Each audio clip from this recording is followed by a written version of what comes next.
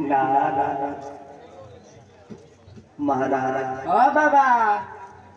एक रेखा तो बहुत गड़बड़ है। क्या बाबा? सब रेखा का मुंह मार मार भाई। आगे सब पूछा थी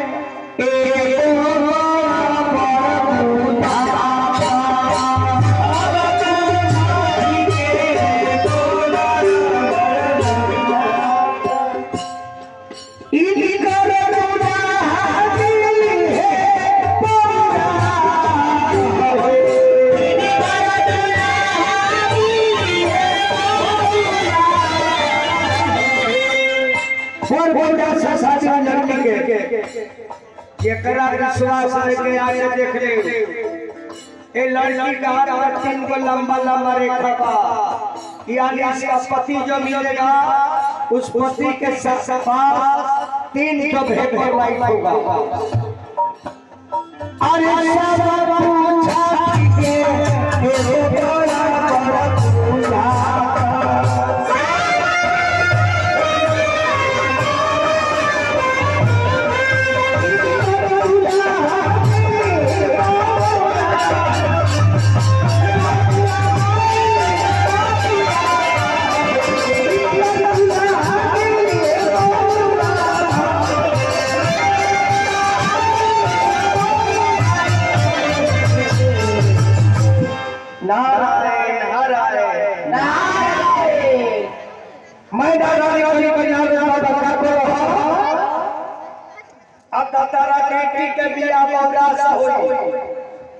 काली मैना रानी के ना भगवान राय बाबा साहब द्वारा सभा हमार बेटी बहुरा उसका घर जाई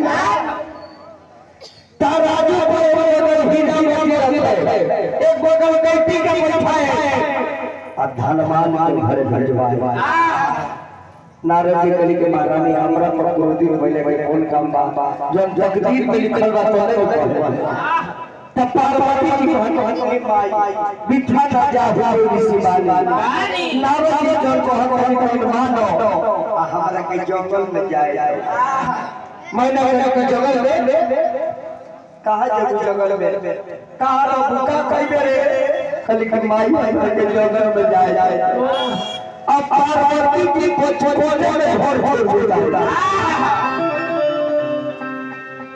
छोड़ दे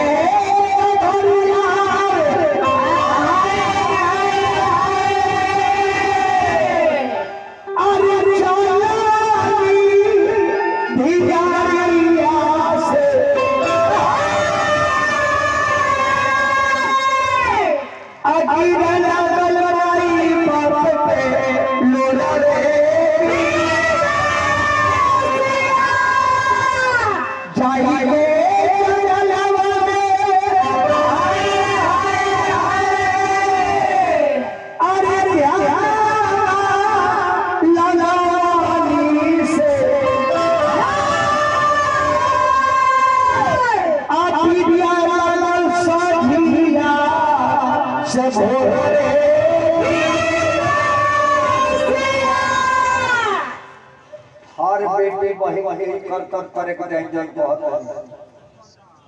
बाप बहुत करे के शादी है जगह पर बाप लड़की के कबूल करे के चाहिए जन तकदीर में बाप तो मिलबे करी तब फिर माता पिता के उल्लंघन काहे करे कहो हर जवान अपना पिता से निवेदन है अपने माता पिता को गरीब रखे अपने खानदान के गरीब रखे अपने गांव पंचायत के गरीब रखे और माता पिता को कभी अवहेलना न करे।